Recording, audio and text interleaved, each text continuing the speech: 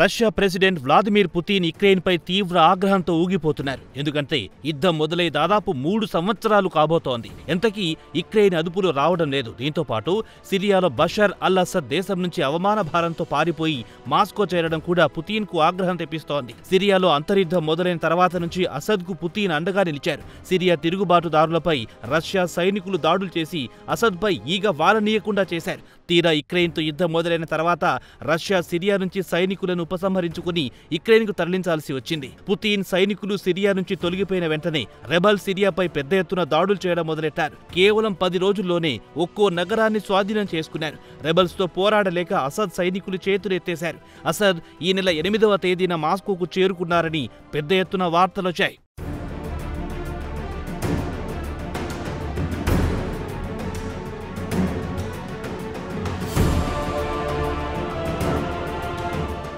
ఇక యుక్రెయిన్ యుద్ధంలో రష్యా భారీ ఎత్తున సైనికులను కోల్పోయింది. ఈ యుద్ధంలో బిలియన్ల కొద్దీ డాలర్లు వ్యయం చేశారు. ఈ ఏడాది రష్యా బడ్జెట్లో రక్షణ రంగానికి ఏకంగా 25% పెంచేసి ఆశ్చర్యానికి గురి చేశారు పుతిన్. ఇక యుక్రెయిన్తో అమీతుమీ తేల్చుకోవాలని చూస్తున్నట్లు మాజీ రష్యా ప్రెసిడెంట్ డిమిట్రో మెడ్వెదేవ్ గత శనివారం నాడు తెలిపారు. కాగా యుక్రెయిన్లోని నగరాలను రష్యాలో కలుపుకోవాలనే ఆలోచనలో ఉన్నారు పుతిన్. 2022లో రష్యా యుక్రెయిన్కు చెందిన క్రిమియాతో పాటు 4 రీజియన్లను కలుపుకుంది. భవిష్యత్తులో యుక్రెయిన్లోని పలు నగరాలను రష్యాలో కలుపుకోవాలనే ఆలోచనలో పుతిన్ ఉన్నారు. ప్రపంచ పటం నుంచి యుక్రెయిన్ను నామరూపాలు లేకుండా చేయాలనేది పుతిన్ మాస్టర్ ప్లాన్ అని మాజీ ప్రెసిడెంట్ వివరించారు. కాగా ఆయన వ్యాఖ్యలను పాశ్చాత్య దేశాలు తేలికగా తీసుకున్నాయి.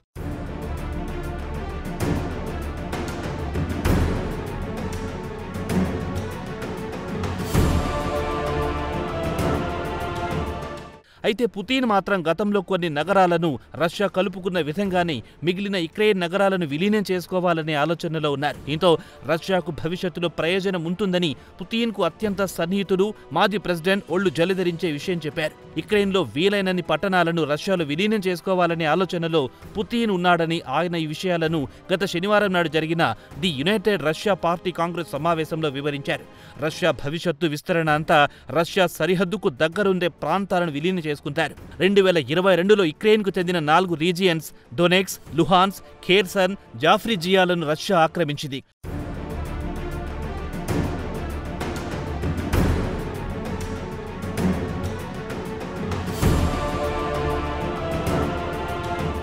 కాగా ఈ 4 రీజియన్స్లో జరిగిన రెఫరెండమ్స్లో అక్కడి ప్రజలు తామంతా రష్యాలో విలీనం కావడానికి మొగ్గు చూపారు. యుక్రెయిన్ నుంచి ఈ 4 రీజియన్స్కు విముక్తి కల్పించాయని రష్యా పేర్కొంది. అయితే పాశ్చాత్య దేశాలు మాత్రం ఈ రెఫరెండాన్ని గుర్తించమని తేల్చి చెప్పాయి. ఇదిలా ఉండగా 2014లో క్రిమియా కూడా ఇలాంటి రెఫరెండం నిర్వహించారు. క్రిమియా ప్రజలు తాము రష్యాలో కలుస్తామని తేల్చి చెప్పారు. రష్యాతో తమకు చారిత్రక సంబంధాలున్నాయని క్రిమియా ప్రజలు ముక్త కంఠంతో తమ అభిప్రాయాలు వ్యక్తం చేశారు. కాగా ఈ రెఫరెండంలను యుక్రెయిన్ తిరస్కరించింది. ఇది చట్ట వ్యతిరేకమని గుర్తించమని తేల్చి చెప్పింది.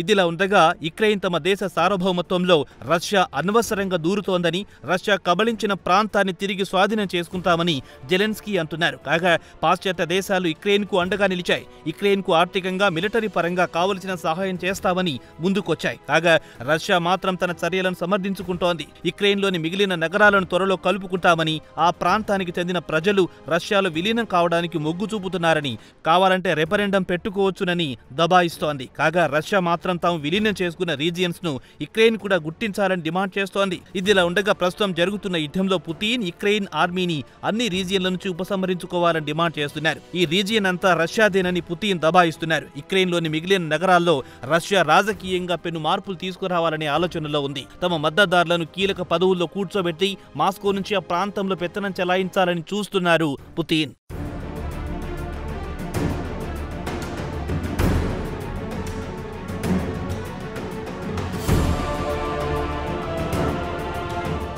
ఇదిలా ఉండగా నాటో సెక్రటరీ జనరల్ మార్క్ రుట్టే కూడా పుతిన్ యుక్రెయిన్ను ప్రపంచ పటం నుంచి మాయం చేయాలని చూస్తున్నాడు. అటు తర్వాత యూరోప్ మీద పడతాడని ఆయన బ్రస్సెల్లో జరిగిన ఒక కార్యక్రమంలో మాట్లాడుతూ చెప్పారు. దీనికి పుతిన్ యూరోప్పై పెద్ద ఎత్తున డ్రోన్లతో దాడులు చేస్తాడని మార్క్ రుట్టే తెలిపారు. తక్షణమే యుక్రెయిన్ను ఆదుకోవాలని యూరోజోన్ గట్టి పట్టుదలతో ఉంది. కాగా యూరోపియన్ బ్యాంకుల్లో స్తంభించిపోయిన రష్యా డబ్బును యుక్రెయిన్కి అందివ్వాలని చాలా మంది నాటో సెక్రటరీ జనరల్ కు సూచించారు. రష్యా నిధులను యుక్రెయిన్కి ఇవ్వడం మేలని, ఇలా రష్యాపై ఒత్తిడి పెంచవచ్చునని నిపుణులు చెబుతున్నారు.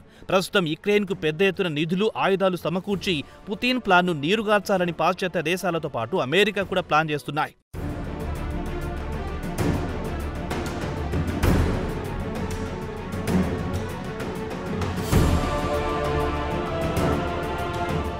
వచ్చే నెల అమెరికా ప్రెసిడెంట్ జో బైడెన్ పదవి నుంచి దిగిపోతున్నారు. ఈ క్రమంలో ఆయన యుక్రెయిన్కు $500 మిలియన్ల విలువ చేసే ఆయుధాలు, మందుగుండు సామాగ్రి పంపించింది. 10 రోజుల క్రితం వాషింగ్టన్లో $725 మిలియన్ల మిసైల్స్, మందుగుండు సరఫరా చేశాయి. మరి పుతిన్ యుక్రెయిన్ను ప్రపంచ పటం నుంచి మాయం చేస్తానని బెదిరిస్తుంటే త్వరలోనే అమెరికా అధ్యక్షుడిగా ట్రంప్ బాధ్యతలు స్వీకరించబోతున్నారు. తాను అధికారంలోకి వచ్చిన వెంటనే ఒక్క రోజులోనే యుద్ధం ముగించేస్తారని చెప్పారు ట్రంప్. మరి ట్రంప్ మాట నిలబెట్టుకుంటాడా లేక పుతిన్ అన్నంత పని చేస్తాడా?